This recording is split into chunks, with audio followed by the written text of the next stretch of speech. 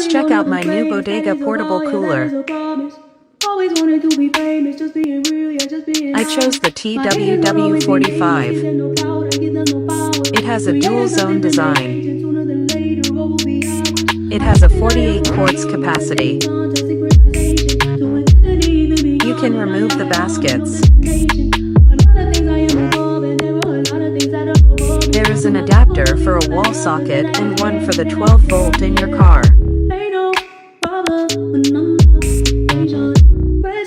Each side can be adjusted to temperatures ranging from -4 degrees Fahrenheit to 68 degrees Fahrenheit.